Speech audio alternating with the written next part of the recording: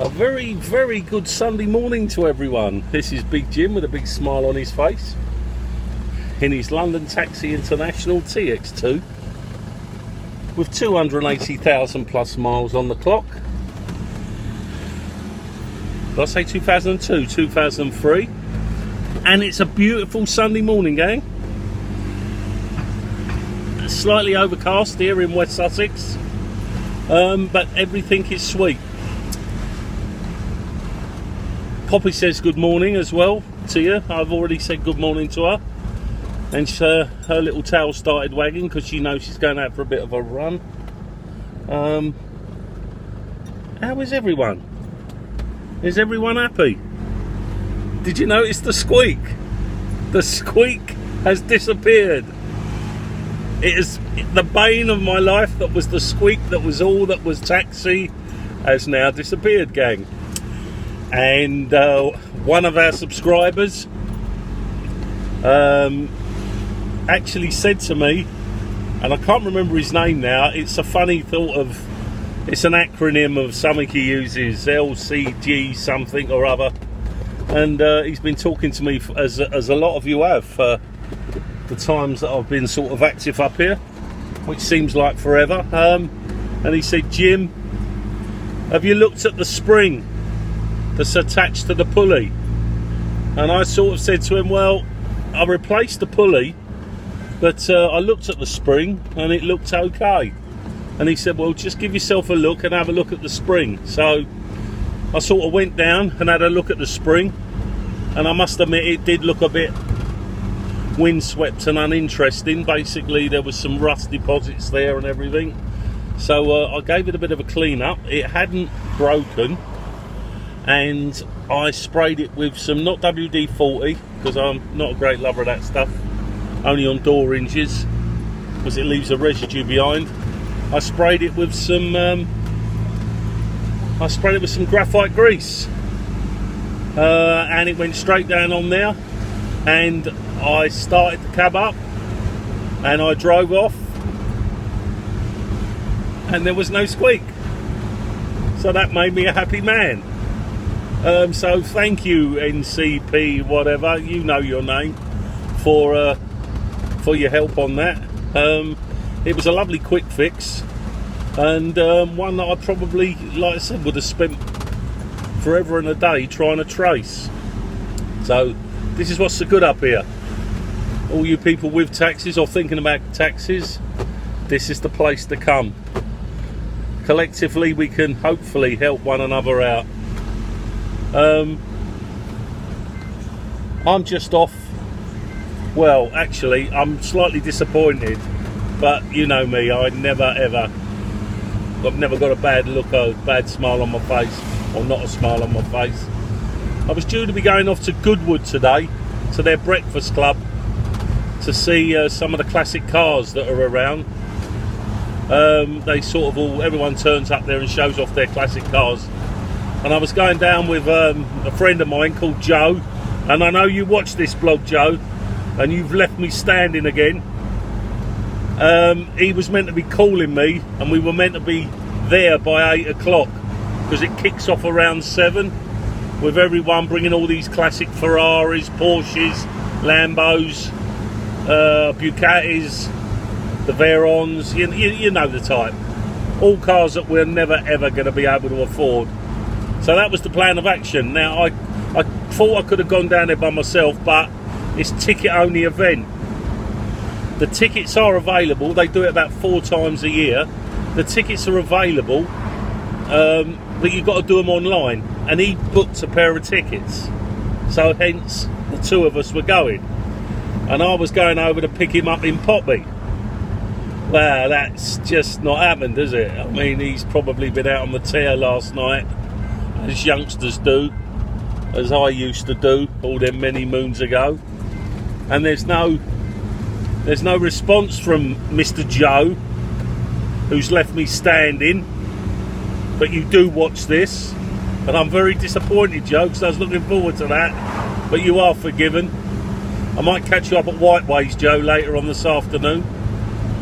So now I've got pedal to metal, and I'm doing 33 mile an hour. And I'm on my way because I'm not wasting any my time on earth here. And I'm now over to the local boot fair that kicks off at 8:30. Excuse me. And I'm just going to have a little rummage around there for a couple of hours before possibly going up the White Ways and having a look at the bikes. What a busy life I lead, gang. Right, remember this is a taxi blog, so I've got to start talking about cabs. It's only going to be a quick one, this. Cabs, yeah. Well, the good news is that touch plastic, although it looks like a walnut dash. Everything's going well in the old cab. She's purring along. I say everything's going well. I always do this and then I go into something else. I say everything's going. The other night, on a couple of nights ago, I came down in the morning to jump in the cab, and I noticed that my charge leads on my power pack that I use they were in the back of the motor, and that sort of surprised me because I thought, well, what the bloody hell are they doing in there? And it was only evident once I got in the car that someone broke into the car, into Poppy. Fortunately, they forced down, I say fortunately, they forced down the rear window. Now, they either forced it down or I hadn't shut it up properly. I don't know. They'd got into the back of the vehicle, but remember, these are all deadlocked. So they were basically trapped in the back and they couldn't get anywhere else. But what they have done, they forced back the petition screen here. Fingers crossed again that they didn't break it. And they stretched through. And then they couldn't really get anything. So what they've done was, it was opportunist. They've gone down to where the armrest console is on the TX2 there. They've lifted it and had a rummage through there, and basically all I've lost or what they've stolen off me, and it's not all, I suppose, is a good Anker, A-N-K-E-R, mobile phone charger that was quite expensive. It wasn't one of them cheap ones. It probably can charge an iPhone about 7 or 8 times before it needs charging. And they run off with that. But funny enough, the silly buggers, they nicked it, but they threw the charging lead, which is like a little specialist charging lead that only fits the Anker chargers, and they threw that in the rear of the taxi when they were making their flipping get out. One of my mates said they probably thought it was a hard drive and they just nicked it to sell, but whatever's happened, I've lost it anyway. But I'm not crying over spilt milk. Panel had to come off on the door. Unfortunately, they hadn't damaged any of the mechanism, so I've now put that back up again, and it gave me a chance to actually grease the mechanism as well, or put some silicone spray on it, some graphite spray on it, which I'd done. Yeah, I was upset, but it could have been worse. That's the way I always look at things, guys, in life. There are always things that, oh, it's busy down here, we've got loads and loads of cars selling, and maybe a few bargains here. They didn't do any damage. I'm not forgiving them, obviously, because I don't forgive. And it's a shame that I couldn't have come out when they were actually doing it, because I could have told the driver the error of his ways, or not the driver, the guy in the bike, the error of his ways. It's just, I'll tell you what it is, guys, it's frustrating more than anything that someone feels that they can, it's okay to sort of just come and steal your property that you've sort of spent a lot of time in your life getting hold of and time in.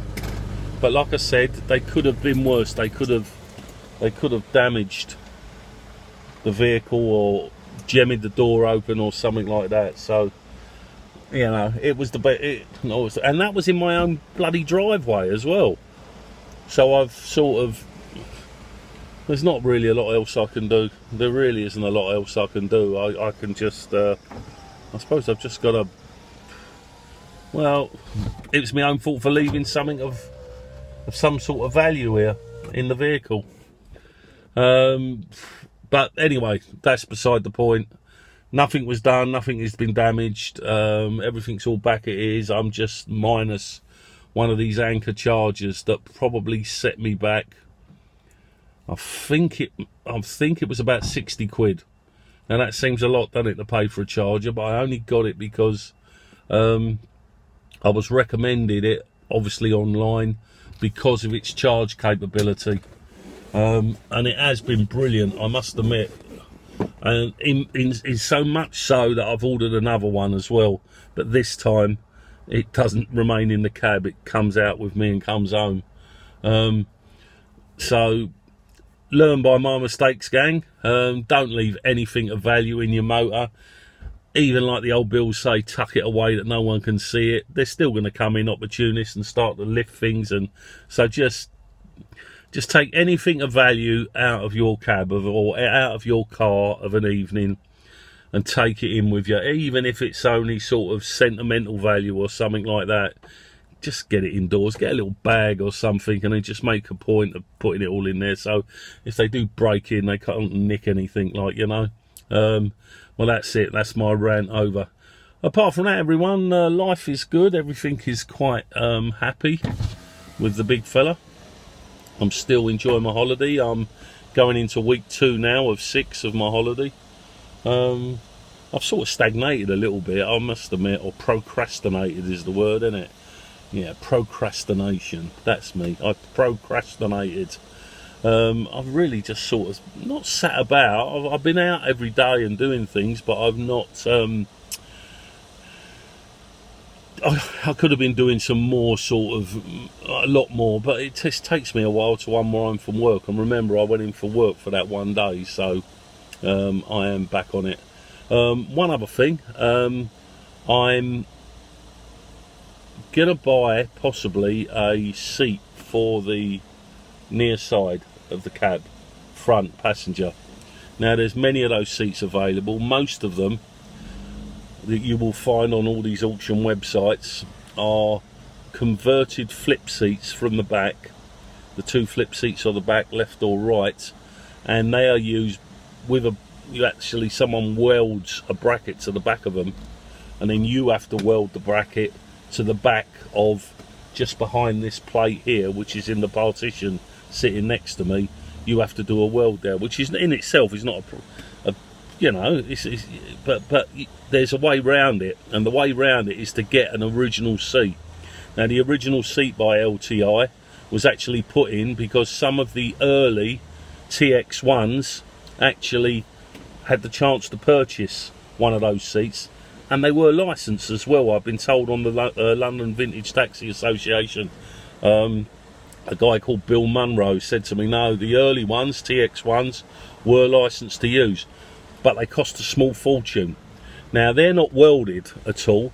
These seats are actually bolted into place on the framework, and I've checked on the back of mine, and the framework is there obviously because it's holding the back panel in, but the actual bolt holes, or the bolt holes that go through, and there's 2 sort of almost wafer sections that come out of the back of the seat like a big metal tongue on each side, and they push in to the framework, and then 2 bolts come in from the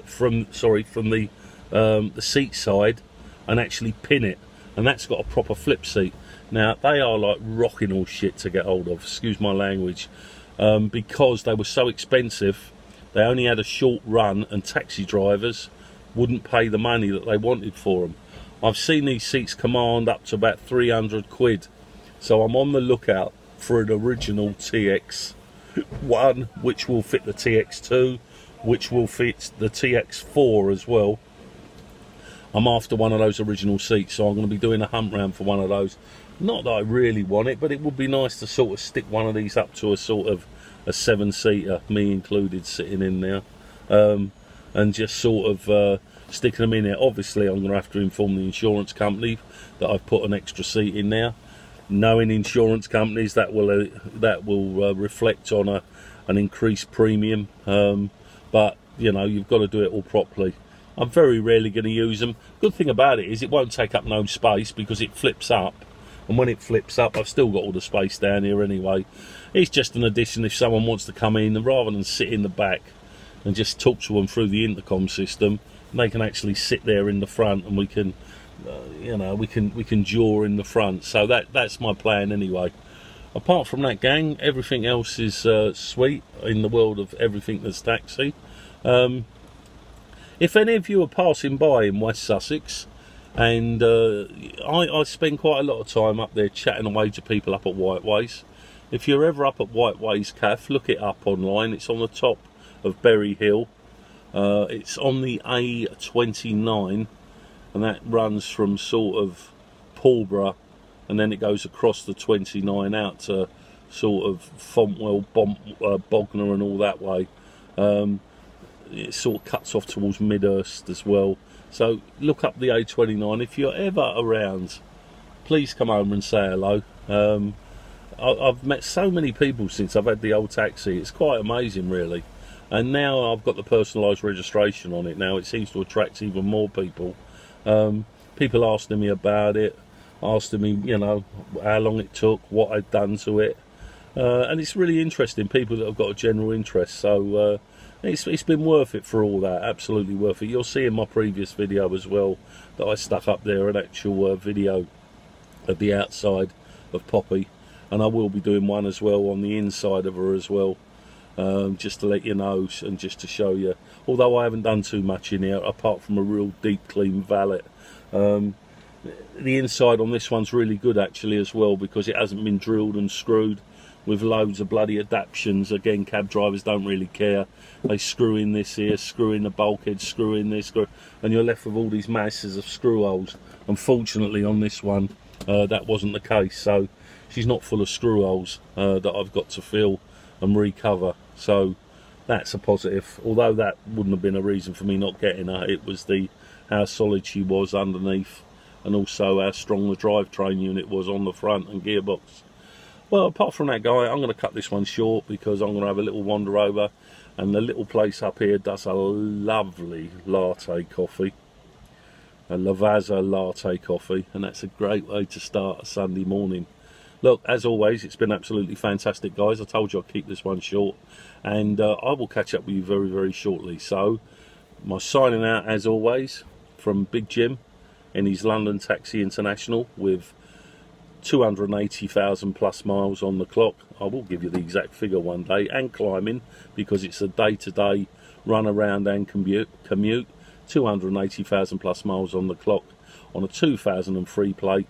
I hope your day goes as well as mine is at the moment, apart from you, Joe, blowing me out for the Breakfast Club at Goodwood. See you, everyone, and I'll catch up with you on a later one. Ciao, guys.